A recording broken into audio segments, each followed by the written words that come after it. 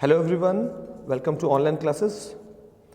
Students, हम लोग बात कर रहे हैं आज आपका बुक सिविक्स क्लास 8 और जो लेसन चल रहा है उसका नाम है लेसन नंबर 5 द जुडिशरी, न्यायपालिका। तो अभी हम लोगों ने इससे प्रीवियस वीडियोस जो थी उसमें हमने अपने जो लेसन चल रहा है उसके 2 पार्ट हमने देख चुके थे। आज हम पार्ट नंबर 3 की बात कर रहे हैं, तो वीडियो नंबर 3 आज हम देखेंगे क्या है। तो आइए देखते हैं, बात करते हैं इसके बारे में। देखिए, लेसन अभी जो टॉपिक स्टार्ट हो रहा है वो यहाँ से स्टार्ट होगा। What is the structure of courts in India. आज का टॉपिक ये रहेगा हमारा। तो क्या कहता है कि इंडिया में जो कोर्ट्स हैं उनका स्ट्रक्चर क्या है, यानी कि कोर्ट कैसे हैं, हमारे देश में जो न्यायपालिका है वो कैसी है। तो आइए देखिए, बात करते हैं। There are 3 different levels of courts in our country, यानी कि हमारे देश में 3 प्रकार के कोर्ट होते हैं। ठीक है, अलग अलग लेवल हैं, 3 तरह के लेवल्स हैं कोर्ट के। There are several courts at the lower level while there is only one at the apex level। कह रहा है कि छोटे लेवल पर, छोटे स्तर पर तो कई सारे कोर्ट्स होंगे, मगर जो एपेक्स लेवल है यानी कि जो टॉप लेवल है, टॉप लेवल पर एक ही कोर्ट होता है at the apex level, only one at the apex level. ठीक है, टॉप पर एक ही कोर्ट होता है। आपको पता है ना कि जो टॉप पर कोर्ट होता है उसे क्या बोलते हैं, उसको सुप्रीम कोर्ट कहते हैं। आगे देखते हैं। The courts that most people interact with are what are called subordinate और डिस्ट्रिक्ट कोर्ट्स। कह रहा है जिन कोर्ट से सबसे ज़्यादा लोग जुड़े होते हैं उन कोर्ट्स को सबऑर्डिनेट कोर्ट्स या डिस्ट्रिक्ट कोर्ट कहते हैं। ये देखिए क्या कहते हैं, सबऑर्डिनेट और district courts. These are usually at the district और तहसील लेवल और in towns and they hear many kinds of cases. कह रहा है कि इस टाइप के जो कोर्ट होते हैं, जो डिस्ट्रिक्ट कोर्ट जिसको कहते हैं, ये आपके हो सकता है कि डिस्ट्रिक्ट में हो या तहसील में हो सकता है और टाउन में भी हो सकता है, कस्बे में भी हो सकता है। तो यहाँ पर ये मिलेगा। जैसे मैं आपको बताता हूँ, रुड़की है तो रुड़की डिस्ट्रिक्ट नहीं है, मगर रुड़की के पास भी कोर्ट है। ठीक है, अच्छा, जबकि रुड़की कौन से डिस्ट्रिक्ट में आता है, रुड़की नाम का शहर डिस्ट्रिक्ट हरिद्वार में आता है, मगर रुड़की अपने आप में इतना बड़ा कस्बा है। तो पहले वो छोटा सा टाउन था, उसके बाद वो बहुत बड़ा तहसील बन गया, तो वहाँ पर अब पूरा कोर्ट है। ठीक है, ये चीज़ है। अच्छा, उसके बाद देखिए, each state is divided into districts that are presided over by a district जज। यहाँ पर एक वर्ड आ रहा है, देखिए, प्रिसाइडेड। ठीक है, प्रिसाइडेड का मतलब क्या होता है, संचालन करना। तो ये जो डिस्ट्रिक्ट लेवल के जो कोर्ट होते हैं, यहाँ पर कौन संचालन करता है, इसका हेड कौन होता है, डिस्ट्रिक्ट जज इसके हेड होते हैं। ठीक है, अच्छा, इट मीन्स डिस्ट्रिक्ट कोर्ट के अंदर कौन हेड रहेगा, डिस्ट्रिक्ट जज। ठीक है, अच्छा, each state has a high court which is the highest court of the state. हर राज्य के अंदर एक सबसे बड़े लेवल का कोर्ट होगा जो कि स्टेट के अंदर सबसे बड़ा कोर्ट होगा, और उस कोर्ट को क्या बोलेंगे, हाई कोर्ट कहते हैं। At the top is the Supreme Court that is located in New Delhi and is presided over by the Chief Justice of India। कह रहा है कि जो हमारे देश में सबसे ऊंचे लेवल पर जो कोर्ट होता है उसको सुप्रीम कोर्ट कहते हैं, और वो कहाँ पर लोकेटेड है, वो न्यू दिल्ली में लोकेटेड है। कहाँ पर स्थित है, न्यू दिल्ली में। और इसको कौन चलाता है, presided over by the chief justice of India. ठीक है, अच्छा, जो कि इस समय कौन है हमारे यहाँ, chief justice Gogoi, mister Gogoi. ठीक है, अच्छा, the decisions made by the supreme court are binding on all other courts in India. यानी कि यहाँ के जो डिसीजन होंगे, सुप्रीम कोर्ट के जो डिसीजन होंगे, वो डिसीजन बाकी के कोर्ट्स पर भी लागू होते हैं। अगर यहाँ पर कोई डिसीजन दे दिया गया किसी बात को लेकर के, तो वो पूरे जितने भी कोर्ट्स होंगे उन सब पर लागू होने वाले हैं। राइट, अच्छा, देखिए उसके बाद देखिए क्या कहता है, the structure of the courts from the lower to the highest level is such that it resembles a pyramid. Having read the description above, can you fill out which type of courts would exist at what level in the following diagram. कहता है कि ये हमारे देश के अंदर जो court का जो सिस्टम है ये ऐसा लगता है जैसे कि एक पिरामिड हो, जैसे आपके सामने बना हुआ है, ये पिरामिड बना हुआ है, ठीक है, इसको पिरामिड कहते हैं। इसमें लोअर लेवल पर जो नीचे की तरफ आ रहे हैं, यहाँ पे डिस्ट्रिक्ट कोर्ट्स आएंगे, उसके बाद थोड़ा ऊपर मिडिल वाले पोर्शन में हाई कोर्ट्स आएंगे और सबसे ऊपर वाले लेवल पर सुप्रीम कोर्ट आएगा।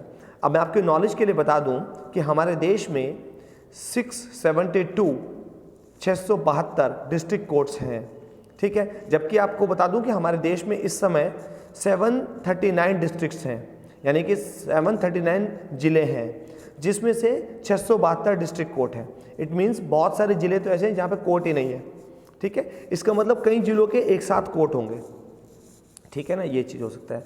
अच्छा, और इसके अलावा हमारे देश में 25 हाई कोर्ट हैं, जबकि हमारे देश में 28 स्टेट्स हैं, उसमें भी 25 हाई कोर्ट हैं।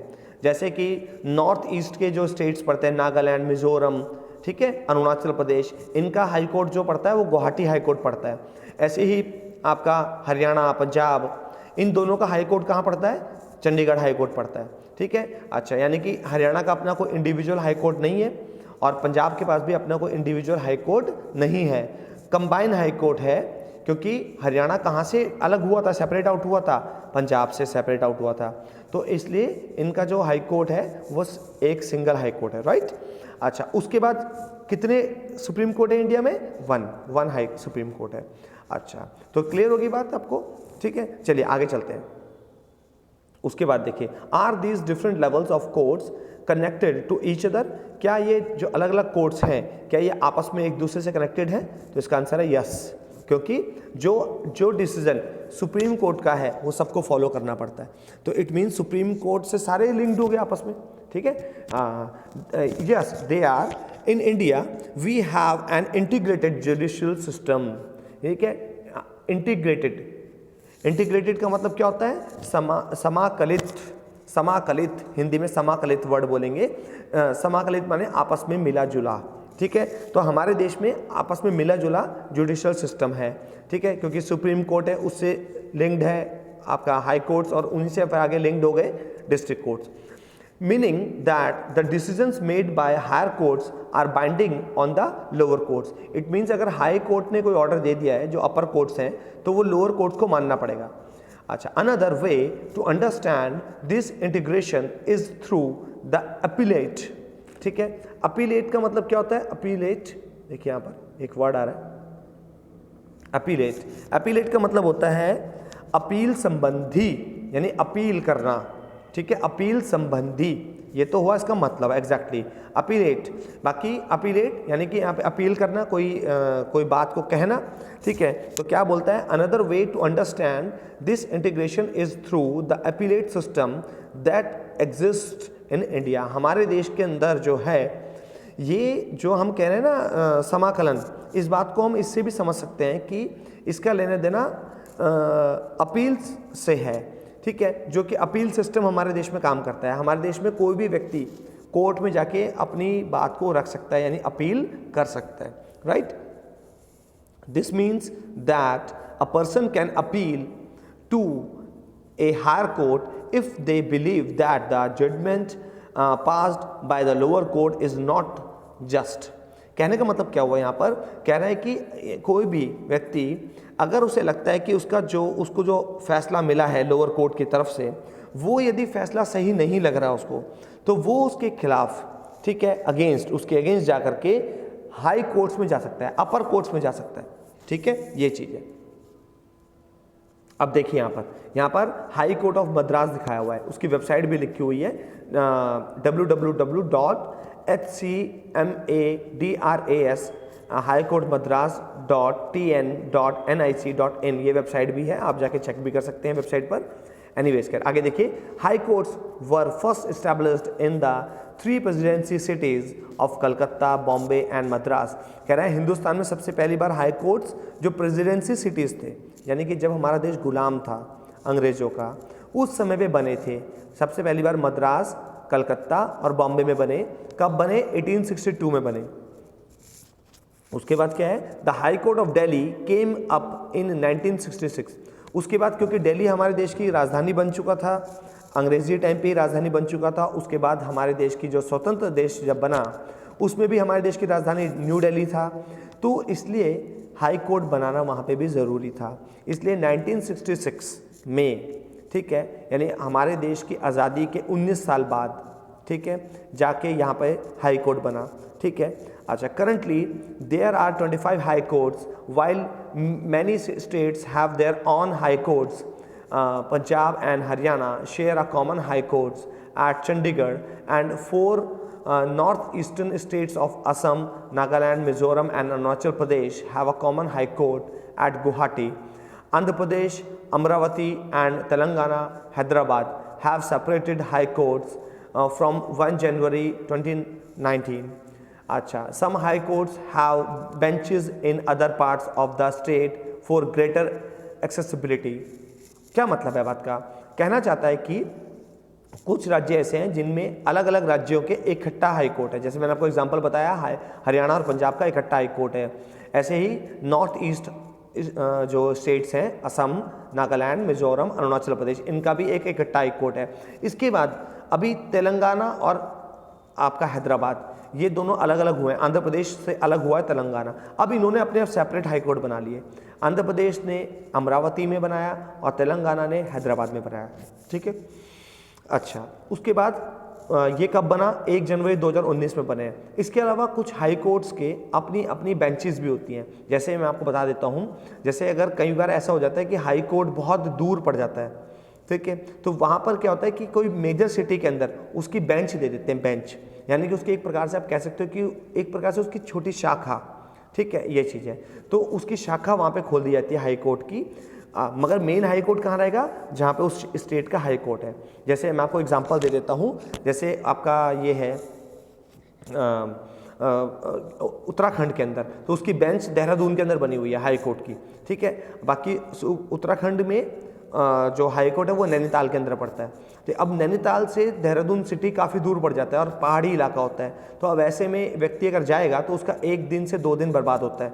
तो इसलिए क्या है कि उधर से दूसरी तरफ के इलाकों को कनेक्ट करने के लिए एक बेंच दे दी गई, ठीक है, ताकि पूरे स्टेट में लोगों को कन्वर्ट होकर न जाना पड़े, क्योंकि परेशान होकर जाना पड़ेगा। पहाड़ी इलाके समस्या ज़्यादा है, जबकि जाने के लिए तो कुछ ज़्यादा दूर नहीं होता। 300-350 किलोमीटर अगर हम हरियाणा की बात करें तो यहाँ पर तो बहुत जल्दी पहुँच सकते हैं। बट अगर हम वहाँ की बात कर रहे हैं ऐसे इलाकों की, तो वहाँ पे 300-350 किलोमीटर का मतलब हो गया कि पूरा दिन आपका बर्बाद हो जाता है, ठीक है। तो इस वजह से उनकी बेंचेस बनाई गई हैं, राइट। आगे चलते हैं। उसके बाद देखिए हाई कोर्ट ऑफ कर्नाटका, ठीक है, यहाँ पे कर्नाटका हाई कोर्ट की फ़ोटो दी हुई है। अच्छा, और इसके बाद पटना हाई कोर्ट की फ़ोटो दी हुई है। ये पटना हाई कोर्ट है, ये कर्नाटक हाई कोर्ट है, ठीक है। उसके बाद आगे देखिए हाई कोर्ट ऑफ पटना, उसकी वेबसाइट दी गई है। इसके बाद जो है देखिए आगे क्या कहता है कि आगे इसके बाद एक एग्जाम्पल देके बताने की कोशिश किए गए हैं कि कैसे करके जो हाई मतलब कोर्ट सिस्टम हमारे देश में कैसे काम करता है, ठीक है। उस तरीके से कहानी बता के यहाँ पे बताने की कोशिश की गई है। तो मैं आपको इसकी स्टोरी को जल्दी जल्दी आपको बता देता हूँ, ठीक है, आपको ताकि वीडियो की लेंथ ज़्यादा लंबी ना हो। मैं आपको स्टोरी बता देता हूँ फाइनली क्या है इसमें। स्टोरी में बताने की कोशिश की गई है कि क्या कहानी है। कहानी है कि एक Laxman Kumar and others versus state Delhi administration, ठीक है, यानी कि राज्य सरकार के द्वारा कोर्ट किया गया, मतलब मुकदमा दर्ज किया गया लक्ष्मण कुमार एंड अदर्स पर, ठीक है, और उस पर सुप्रीम कोर्ट में ये मुकदमा चला, ठीक है। अच्छा, ये डिसीजन सुप्रीम कोर्ट ने 1985 में सुनाया, बट स्टोरी शुरू होती है 1980 से। स्टोरी क्या है? स्टोरी ये है कि लक्ष्मण कुमार ने शादी करी 20 साल की एक महिला से जिसका नाम था सुधा गोयल। तो लक्ष्मण कुमार की शादी किससे हुई? सुधा गोयल से, जो कि 20 साल की एज की थी। उसके बाद होता यह है कि जैसे उनकी शादी फरवरी में हुई, बट दिसंबर में सुधा जो है हॉस्पिटल के अंदर मर जाती है। कैसे मर जाती है? जलने की वजह से मर जाती है। अब सुधा की डेथ हो चुकी है और अब होता यह है कि जो सुधा की फैमिली है, ठीक है, सुधा की फैमिली इस चीज़ को लेकर के कोर्ट में जाती है। तो कोर्ट में इसका ट्रायल चलता है। ट्रायल का मतलब क्या होता है? सुनवाई, ठीक है, ट्रायल कोर्ट। ट्रायल कोर्ट का मतलब दोनों पक्षों को सुना जाना। तो दोनों पक्षों की बहस होती है। बहस का मतलब यहाँ नहीं कि वहाँ लड़ने लग जाते हैं, बहस का मतलब ये होता है कि वहाँ पे जो एडवोकेट्स होते हैं वो अपनी बात को रखते हैं कोर्ट के सामने। कोर्ट का मतलब जज के सामने, और फिर जजेस उनकी पूरी बातों को सुन के दोनों पक्षों को बराबर का मौका देते हैं सुनने का, और फिर फाइनली उस पर उनके कुछ गवाह बुलाए जाते हैं जो कि सबूत पेश करते हैं इस बात का कि भाई ऐसा कुछ हुआ था। तो क्या होता है कि वहाँ पे जज जो क्या बोलते हैं आपका गवाह बुलाते हैं जो उनके पड़ोसी थे। ठीक है, किसके पड़ोसी? लक्ष्मण के पड़ोसी। तो लक्ष्मण के पड़ोसियों को बुलाया जाता है। तो वो अपने बयान में क्या कहते हैं? वो कहते हैं कि हाँ जी, हमने देखा कि सुधा के साड़ी में आग लगी हुई थी और सुधा जल रही थी और वहाँ पे चिल्लाने की आवाज़ें आ रही थी, और इसके बाद हमने सुधा को जो है ब्लैंकेट से ढक करके उसकी आग को बुझा दिया, और उसके बाद उसको हॉस्पिटल ले गए। तो ये हो गई बात। अब सुधा ने क्या कहा? सुधा ने बोला कि सुधा के परिवार वालों ने क्या कहा कि भाई मेरे ऊपर शकुंतला देवी जो कि सुधा की सास थी, सुधा की सास, मदर इन लॉ, तो सुधा की जो मदर इन लॉ है उन्होंने मेरे ऊपर केरोसिन डाला, और जो उसका हस्बैंड है लक्ष्मण उसने आग लगाई। ठीक है, और सहयोग करा सुभाष ने। सुभाष कौन है? लक्ष्मण का ब्रदर है। ठीक है, लक्ष्मण का ब्रदर, बड़ा भाई, उसने मदद करी, यानी कि सुधा का जेठ, उसको जेठ कहेंगे ना। अच्छा, तो उन्होंने मदद करी। तो ये बात हुई। तो इसके केस पर जब बात चली डिस्ट्रिक्ट कोर्ट में, तो डिस्ट्रिक्ट कोर्ट ने जो सुधा का ससुराल पक्ष था, ठीक है, उनको सजा सुना दी। किस चीज़ की सजा सुना दी? उनको सजा सुनाई, देखिए सजा किस किस को सुनाई? Trial court convicted, trial court ने ये माना his mother in law Shakuntala and his brother in law Subhash Chandra and और उसका husband Laxman sentenced all 3 of them to death, यानी कि उनको फांसी की सजा सुना दी गई। तो डिस्ट्रिक्ट कोर्ट ने उन्हें फांसी की सजा दे दी, राइट। अब हुआ ये कि सन 1983 में 1983, यानी कि देखिए सन 80 की घटना है, 2-3 साल इस काम को चला होगा, प्रोसेस में रहा होगा मुकदमा। तो उसके बाद सन 1983 नवंबर 1983 में वो तुरंत कहाँ चले गए? हाई कोर्ट चले गए इसके खिलाफ, यानी कि जो डिसीजन आया, क्योंकि अब उनके पक्ष में डिसीजन नहीं था, लक्ष्मण के पक्ष में डिसीजन नहीं आया, तो इसलिए लक्ष्मण कहाँ चले गया? हाई कोर्ट चला गया, क्योंकि उसको तो फांसी हो गई थी ना, तो उसके पक्ष में कहाँ था फैसला हुआ, ठीक है ना। तो उन्हें अपनी जान बचाने के लिए कहिए या जो भी कुछ कहिए, तो सबका अपना अधिकार होता है, तो वो हाई कोर्ट गए। अब हाई कोर्ट में जब उन्होंने अपील दायर की, तो हाई कोर्ट ने भी पूरी सुनवाई करी, और जब हाई कोर्ट ने पूरी बात सुनी, तो हाई कोर्ट ने ये पाया कि ये जो दुर्घटना थी ये एक्सीडेंटल थी, ठीक है, ये दुर्घटनावश हुआ है, ठीक है, इसमें लक्ष्मण और शकुंतला देवी और उनके ब्रदर सुभाष चंद्र का कोई दोष नहीं है, और उनको बरी कर दिया गया। अब जब उनको बरी कर दिया गया, तो उसके बाद हुआ ये कि महिला जो होती हैं, महिलाएं जो होती हैं, उन्होंने महिलाओं की एक मूवमेंट हुआ, आंदोलन हुआ, उन्होंने कोर्ट के खिलाफ, उन्होंने कहा ये कैसे हो गया भाई, ये तो महिलाएं तो सेफ ही नहीं है, ऐसे तो डॉवरी डेथ होगी। डॉवरी डेथ का मतलब होता है दहेज के लिए हत्या करना, ठीक है। तो उन्होंने फिर सरकारी वकील करते हुए, ठीक है, अपना पक्ष जो रखा, और उन्होंने फिर इस मुकदमे को किसने लड़ा? फेडरेशन ऑफ वुमेन लॉयर्स ने लड़ा, ठीक है, और उन्होंने सुप्रीम कोर्ट में बात को दोबारा रखा। अब सुप्रीम कोर्ट ने पूरी बात सुनने के बाद 1985 में अगेन दोबारा से फैसला सुनाया, ठीक है, और फैसला क्या आया कि जो सुभाष चंद्र है वो गिल्टी नहीं है, क्योंकि उसके खिलाफ कोई सबूत नहीं मिल पा रहे, तो सुभाष चंद्र को छोड़ दिया गया, ठीक है। जैसे कि क्या हुआ था कि पहले उसको फांसी की सजा हुई थी, हाई कोर्ट ने मना कर दिया था, मगर सुभाष चंद्र को बरी कर दिया गया, सुप्रीम कोर्ट ने ही बरी कर दिया, चलो जी कोई बात नहीं। मगर जो लक्ष्मण है और जो उसकी वो है मदर है, ठीक है, यानी शकुंतला देवी, उनको गिल्टी पाया गया सुप्रीम कोर्ट के द्वारा। सुप्रीम कोर्ट ने कहा नहीं, आखिरकार डेथ तो हुई है, ठीक है, भले ही लैक ऑफ विटनेस नहीं है, चाहे प्रॉपर विटनेस नहीं है, ठीक है, बट डेथ हुई है। तो अब सुप्रीम कोर्ट का फैसला है, सुप्रीम कोर्ट को क्या लगता है? तो सुप्रीम कोर्ट ने फैसला सुनाया कि लक्ष्मण और जो उसकी मदर है शकुंतला देवी, उनकी जो फांसी की सजा है उसको रद्द कर दिया जाए, और जो उम्र कैद होती है, यानी सारी उम्र जेल में रहना पड़ेगा, तो उनको उम्र कैद की सज़ा में कन्वर्ट करके उनको जेल भेज दिया गया। तो ये था एक मुकदमा, ठीक है, जो कि Lakshman Prasad and others versus state government of Delhi के साथ हुआ, ठीक है। तो आपने समझ गए कि किस तरीके से एक पक्ष दूसरे कोर्ट में भी जा सकता है, आगे से आगे अपनी बात को बढ़ा सकता है, और आखिरी फैसला फिर सुप्रीम कोर्ट का है। जो सुप्रीम कोर्ट का फैसला होगा उसको मानना ही पड़ेगा, ठीक है। तो ये था इंडिया के अंदर किस तरीके से कोर्ट काम करते हैं। और आज के लिए मैं आपको क्वेश्चन देना चाहता हूं, उस वर्ड्स को लिख लीजिए। एक तो आपको बताना है कि इंडिया में total number of high courts कितने हैं, ठीक है। अच्छा, उसके अलावा इंडिया में total number of district courts कितने हैं, तो आपको total number of district courts and total number of high courts बताने हैं इंडिया के अंदर, ठीक है। और ये इंटरनली क्वेश्चन आ सकता है, तो इसको जरूर से अपनी नोटबुक में नोट डाउन भी कर लेंगे। चलिए स्टूडेंट्स, आज की वीडियो को हम लोग यहीं खत्म करते हैं। Keep watching and keep learning. Thank you very much.